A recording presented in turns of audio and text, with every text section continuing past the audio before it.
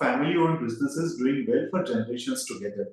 It is said that at one point in time, we used to control almost one third of world's GDP, and most of these businesses were family-driven. Over a period of time, these businesses tend to prosper, and the individuals within the families started looking at different businesses, and that's how the family-led enter the whole enterprises or the empire started getting created. However, the Western world of the business talks a lot more about the corporate part, the governance, how things need to happen, and then they started looking a lot more about using the public money for building the businesses. The culture on the stock exchanges and the IPOs came around. However, in India, still a very significant amount of revenue generation or wealth creation happens through family businesses. So, first thing we need to understand is that these family businesses operate at a little different philosophy compared to the corporate world. So when you want to look at a leadership and when you want to see how different business need to be led, it's very important for us to understand this particular aspect of business. That's a family-run business. And who better than Dr. Mita Dixit to share how a family business is going through variety of transition, how it is happening, and how she is guiding them go to the next level. It's an absolute privilege to have you here, madam. Thank you. Thank you, Charudat. It's really a pleasure. And the series of interviews that you have named as Navaratri special, I think that's something very unique. And it's really nice to be here on your platform with you. And will be happy to share my learnings and my experiences with families in business. And I'm sure that your viewers also will find that interesting. Absolutely. So before I get that, first I want to understand how has been your journey? My journey of becoming a family business advisor is, I must say that partially it was, I would say, destiny, and partially defined or designed journey. But I must say that I did not know that I would end up, or say I would have a career in helping families who are into the business and guiding them and educating them, helping them, holding them hands and mentoring them. That was not the idea. The idea was to see, and I'll tell you, I'll go a little back in the background and I'll tell you. I come from a business family. My father was an entrepreneur. He had a factory of chemicals, and we being three daughters and I being the eldest, since my young age, the dream was to run his business, be the boss and run his business. So since very young age, when I was in school, I was in college, I used to help him out in various small little things. After my chemical engineering, I joined him and I worked with him for a couple of years. And that was the time, I must tell you that I'm talking about 25, 28, almost 30 years ago, where there was no concept of family business advisory. Most businesses were run by families of various fragments and branches of families, large businesses or small businesses. But there was no concept of any educated, any studied way of or an organized way of running the business, and especially bringing several generations together in the business.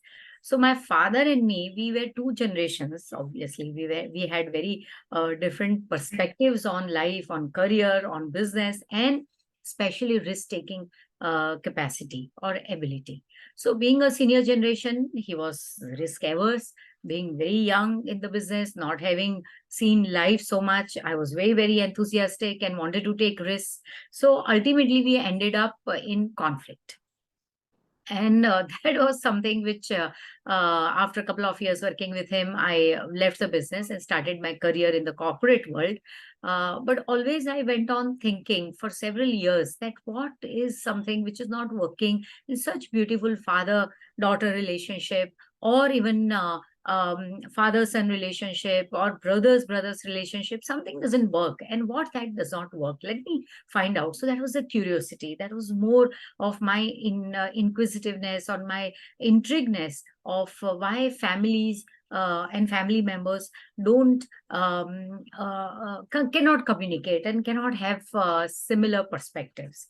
So by default, I would say I ended up in an opportunity after doing my MBA in marketing, specializing in marketing and working in the corporate world. I got an opportunity to do a PhD with from BITS Pilani University. So, being advisor and a management consultant for several years, I started working, and there was no other topic in my mind, but it was purely what makes this family stay together and what makes a families break up.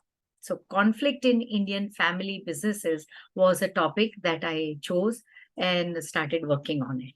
And I must tell you, you're telling me the journey, and the best part of the journey and the hardest part of the journey, I would say, was to do this doctorate research. Now, research is very, very logical, very scientific way of looking at a problem and trying to identify solutions. And also, it means you need to understand all over the world, not just your small little Mumbai city or Maharashtra or India, but look at the entire world as your canvas. And then from there, you learn that what others have done on your topic, or what other work has happened, research has happened, learnings have happened in the subject. So when I started working on conflict, and well, it happened so that I was only Indian, or say the first Indian to do this kind of a study. There was no data available. So there were no families, so many families who have fought and who have broken up, or the families who have survived many, many challenges. Such published data was not there. Very little data was there, especially Indian companies. So for me, the journey became a longer journey, almost 6, 7 years to complete my PhD studies. But in that journey, I met 150 families. I interacted with them. I had lunches and dinners and teas and coffees with them, and try to find out that what clicks in the family and what does not click. And in that process, there was tremendous learning not only as the business part of the business, but also the family and family's ambitions, family's aspirations, especially when the families have several generations members, 2 generations, 3 generations, in some cases even fourth generation is also alive. And a fourth, in the sense, the senior most is alive and the fourth generation is in school or so. So in such cases, there were families which were just 3 or 4 members families, and then there were families with 100 family members together. So when I spoke to them, when I interviewed them, and I tried to understand that what are their really, the nitty gritty, or so what really keeps them stay together, build a legacy, and survive and succeed and become successful. And then there are challenges. Obviously, if you surmount those challenges, then only you can survive and succeed. So my journey was interesting, hard, but still it happened. And like, we say, James Bond has license to kill. So after doing my doctorate research, I got license to poke my nose in others, or say families conflict. And they started inviting me, and started asking for some insight, some help and hand holding. And that's how Equations, the company which I am a co-founder of, Equations Advisors, we started a separate division, or say focus area, on helping families in business. Otherwise, we were working with all businesses in their management advisory areas, but now here I started focusing. And now this whole journey is almost 25 years that we are completing Equations 25 years in this year. It's been very, I would say, very enriching journey for me. And I'm sure that I keep on sharing my learnings with others. So they also, my clients and other family members, and fraternity of professors, and to academics also, students. Everywhere, I share my learnings, and I'm sure that so many of them, they get benefited also. So this is how about the journey. A longer journey, and longer sharing of longer description of the journey. Yeah, No, Charles. it's an amazing one, and that gave me some critical insights also on the conversation. Now, you say that there are situations where we have three or four generations working together in the business. Yeah. What I have seen one of the particular part is that currently even for the first generation entrepreneurs who started the business last year, but say in last generation, say about 20, 25 years ago, but they gained some prosperity and they have sent their kids typically outside India for study. They have come back. Yeah. Some of them either don't want to come back, or whoever has come back has a very different way of running the business compared to their parents have. And that is also creating a conflict within the generation itself. True, true. Absolutely, you're right. Because, we all individuals, one is that our own culture, family culture, where we are, our upbringing happens, our school culture, our education culture, all that is what as an individual we imbibe. And then when we move to our career or say work culture, the learnings, the values that we have, do's and don'ts, some beliefs, some fears, we all carry that in the workplace. And this happens with the families. So even two brothers and two, or say brother and sister, or father and son, so they all live in a same house, and then they share their lunches and dinners and all, but still they have different perspectives about life, about themselves, about the business. And that is where, as you correctly said, so the families are, when they send their children abroad, they are completely in a different environment. They're completely in a different learning or say experiential setup. So these differences, most important thing, the challenge which the families have, two challenges I would say. One challenge the all the families face, and that is open communication with each other. We all communicate. Families tell me, oh, we all communicate. We all meet in Diwalis and festivals and birthday celebrations and all. So it is not just the communication. It is you share your views, you share your what's happened, the news and all that you share. You talk. At times you listen. Not always that you listen, but mostly you talk. You as a family member, but communication is a little deeper. Communication needs a lot of, and especially the families are doing business together, that requires a lot of empathy involved in the communication. That means you and me, we have a dialogue. Families have dialogues. Families share information, but there is more than information, and there is one common or a few common objectives or common goals that the families, do they share these common goals, or say the goals, or do they even identify what are common goals? I'll give you one very simple or say common example, which we see in many places, and you'll also agree. So you said the child goes abroad and studies abroad. Now we send our children for education, obviously. So they go in the US, and then there is their food habits, they change, their working culture change, their command over internet technology and AI and all is much different than the senior generation.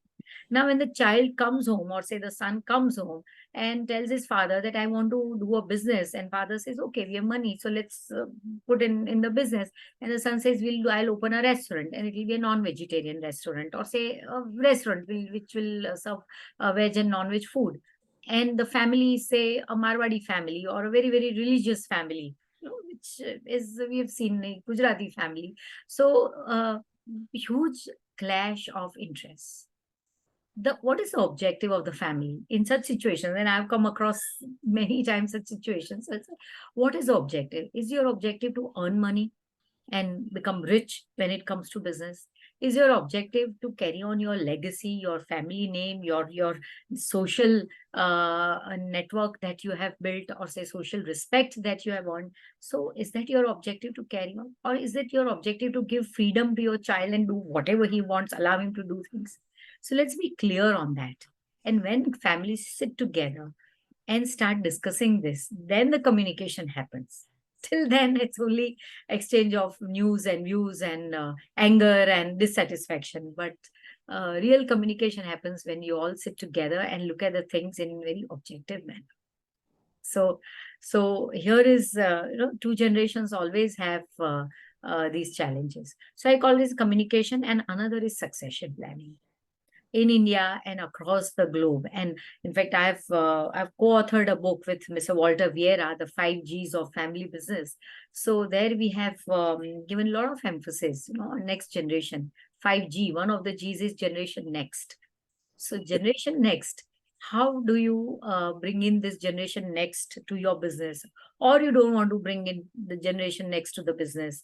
And then after some years, you realize that what do you do with the business?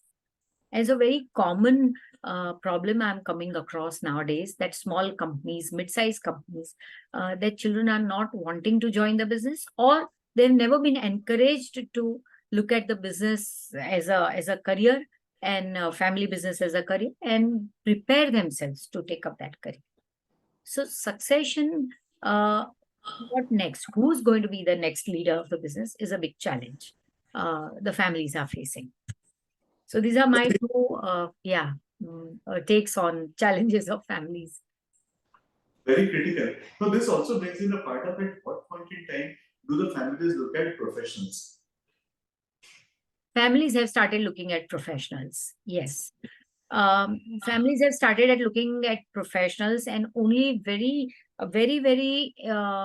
erudite families, educated families, families who have got global exposure and very large businesses have been able to implement it. You take, for example, you take the companies like Asian Paints, where promoters are, or say promoters are backseat. They have taken the backseat, and professionals are managing the business. Or say Marico Industry, Harsh Mariwala's industry also is the company also. But there are not many companies in especially mid-size and small size segment. Also, let me tell you that almost 85% of our Indian businesses are family owned and managed. That means Yes. the family has ownership, they're managing also. So when it comes to professionals, there has to be a mindset to bring in, or say allowing the professionals to work in a professional manner. And that professional mindset first needs to be created with the family, or the family members who are working with the family, and then only they can bring in professionals who will stick there. Otherwise, they will not stick there for a long time.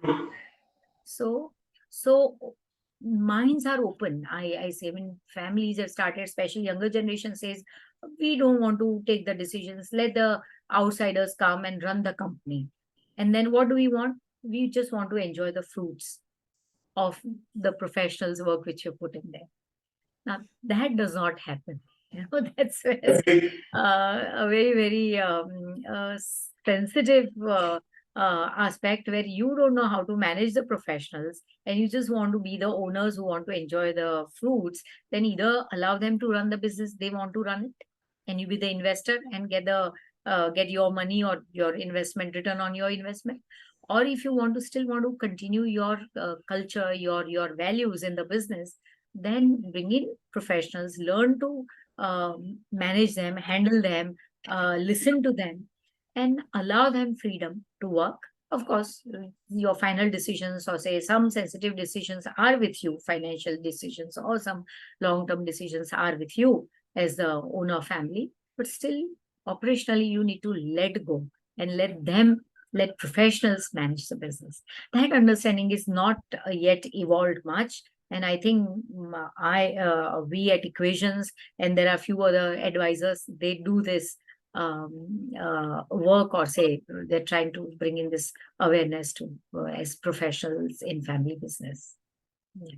Isn't it a very tricky one? Because when you deal with a family, you have a different rapport that you build up, but at some point in time, telling them that probably this is how we need to deal with a professional. Because when we hire a professional, we do a lot of due diligence. But when there's a family member and his skills are assessed, there is no due diligence. Yeah, yeah. It is very tricky.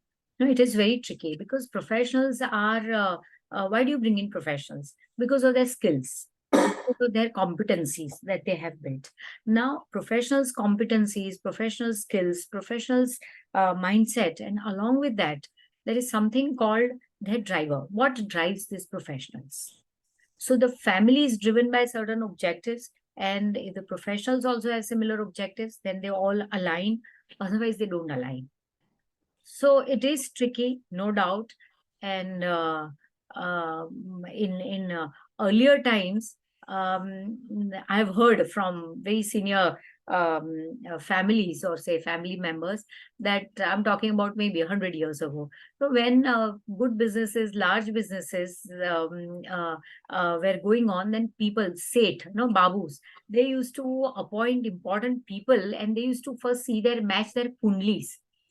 Kundli, that means horoscope. And that is true, in those days. So you match the horoscope and see whether this person will bring in, the outsider will come in, will bring in luck or not for our business. But I'll tell you that horoscope is now, that concept has changed. And we bring in a lot of psychometric assessments, psychometric tools, or behavioral tools, to see that the values and the beliefs of the family and the professionals, do they match or not. Some leadership tools also, assessment tools that we bring in, and we see that whether the person's, or say outsiders personality, outsiders ethos, outsiders beliefs and culture, will they that match with the organization and the owners or not. And I think it's more I mean, it's absolutely scientific, so that works. Okay. This is Navaratri time, so I would also like to bring in a critical question. How do you see families transferring the business to girls in the next generation, or daughter-in-laws for that matter? Daughter-in-laws and girls, I think the trend is going upwards. It's a northward trend, no doubt about it. But the speed is not as much as one we would have liked to have it. Thanks to certain norms, also governance norms, corporate governance norms, where you have to have gender parity and independent directors and women independent directors and all on the boards. So that is also increased, women independent directors, so the directors who are running their businesses. So when I, also being an independent director, see in the boardroom, so I still find that in almost most of the boardrooms where I am a member or part of the board, I'm the only woman, which makes me feel sad at times. but I think that women entrepreneurs, the number of women entrepreneurs is definitely rising. And see, the whole our environment has changed so much. Earlier women were made, or say that was their duty, to look after their households and children and the husband, or say the family and household chores. Now we have got so much of support available. So ready-made support is there, and then there are internet has done a wonderful thing. I mean, communication quality has changed, speed has changed. So women who want to be in the business, whether their own business or join the family business, definitely the scope is huge. Many times I see, when I interact with women and women leaders or entrepreneurs, and I mentor them, I see that they have some self-built beliefs, that we being women, how would we be treated as, and how are we looked at. Someone asked me a question recently, and she said that I go abroad and I'm the only woman there in the discussions, and men are not comfortable with me. I said, is it you, a woman is going for the discussion, or a company's director is going for the discussion? So it is it's not the gender, it is your position, your decision making power, which is putting you there in that place. So look at that, and look at things. So as you rightly said, and but still there is a lot of scope for women to gather their courage, gather their talents, develop their talents, and start working in the business, their own, or families, or somebody else's. But huge scope. Things are much better for women in India now than what I used to see 10 years ago and 20 years ago when I started working in this area. So, very good scope. And women are also coming up and showing their courage and showing their talents in many areas. I would like to understand what would be your advice to the girls who want to now get to the family business. Some at a point in time where you were 30 years back. What would be your advice to your younger self? Yeah. So, given our nuclear families, now that our families are nuclear, and there may be one daughter, two daughter, or at times there's only one daughter who settles or gets married and settles abroad, or the son who gets married and settles abroad. So succession for such businesses becomes very difficult, and the owner, the founder of the business really needs to think hard about what is to be done.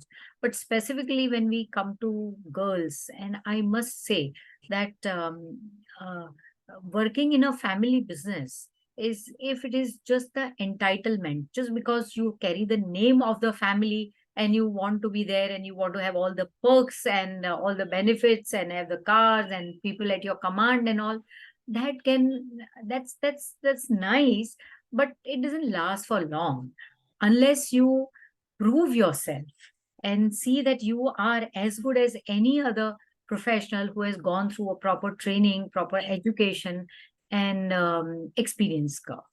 So, if we keep aside entitlement, and I see women have slightly, not just I am a woman, so I'm taking the side or say having this observation, but slightly more commitment. Not slightly, I would say women have more commitment because inherently we are made to, since our young age and all, that we need to prove ourselves. That's a message which goes on in our, directly or indirectly, in our minds, that we need to prove ourselves to the world, to the mankind, and see that yes, we are women, but we can do better, or we can do equal. So I think it's for young girls. I definitely suggest, that if you have your business in the family, please do think of developing your talents to suit that business, to run the business. You may have challenges of male members, senior members, and they may be saying yes, no, want to do it, not want to do it. That all can be tackled. That all can be sorted out. But first thing is that you yourself, your own commitment to what you can bring it to your family business is extremely important. Be clear about it. You make your career, do your education in the field you think that it'll help your family business. Do that without any hesitation, because other cultural issues or social issues can be sorted out. But the issue which is there, or say the challenge, or rather the block that you have inside you, that only you have to overcome. And there are ways to overcome that too. So proper training, good training, and focus on your career to join the business will definitely take you there, and successfully there. Sure. The last question. Now we spoke about the family. We spoke about how women are better looking, managing the things. Inherently, the commitment levels are always high. Do you see, based on the assessment that you have done, is it safe to assume that women leaders have better chances of getting success in the family run business just because they are able to understand the dynamics better compared to the male professionals coming in? Well, I think, Charudat, yours is a very loaded question. But I would say, it's say in family business world, that women are born CEOs, Chief Emotional Officers. Okay. CEOs. So we, in the sense that the gender itself is has got a little more empathy level or empathy quotient than men have, and that is definitely the ace card for women. I would say, as far as hardcore business, doing the business, taking very rational decisions for the business, tough decisions for the business, what is good for the business has to be looked at from business perspective only, and not from a family perspective. The big challenge which promoters, or say the business founders, face, a little slightly, I'm going away from your question, but I would say that they have to wear three hats. One hat is of the being a family member. So I'm a daughter, I'm daughter-in-law, I'm a sister, I'm a wife. So all these, I'm mother. So all that put together is my family's hat that I need to wear when I'm working in the family business. I'm the CEO, or I'm the manager, or I'm an executive, or I'm a general manager, or I'm the director on the board. That is the hat I'm wearing as far as business is concerned. And the third part is that I may be the owner also. Maybe when I'm saying it, because not always women or say daughters laws are not by default, they don't become owners, except it's inheritance. So, but still, I would say that ownership also is the hat that they wear. So these three hats of family, business, and ownership, that gets mixed up. And it's not only for women, for men also. So when you're sitting in the chair and you're talking to your son, but are you talking to your son in your conference room or your boardroom, or are you talking to your director, executive director in the boardroom? So this distinction has to be learned, and not that everybody just learns that. It's through experience, through few learnings or so. We conduct programs for families, and that's where we make them understand these three heads and where this conflict happens and who talks to whom. So my father is talking to a son, or chairman is talking to the managing director. So that distinction has to come in. Or an investor, you are the owner, so you are an investor. An investor as the owner talking to the board members, or it's the operational in charge is running. So coming back to women, I would say yes, we women have little more empathy quotient, understanding feelings, understanding that softer aspect of the human part, or say the business part, is what we are easy to do that. I'm not saying that men can't do that, and men do that very well, wonderfully. But it's not men or women, but it's just that because of the roles which women play, traditional roles, it becomes easy for them to communicate, easy for them to understand others' feelings and sentiments and anger and frustration and all. So that's where they score slightly more than men, I should say. Thank you so much for these amazing insights, Dr. Mita Dixit. It was an absolute privilege to have this conversation with you and gain so many amazing insights. No, my pleasure. And I think I'm privileged to share my views, and your viewers who are women and who are men, they'll listen to this. And I'm sure that there'll be some new perspective that they could get from this conversation. So thank you, Charulata, for inviting me on this wonderful platform. Pleasure.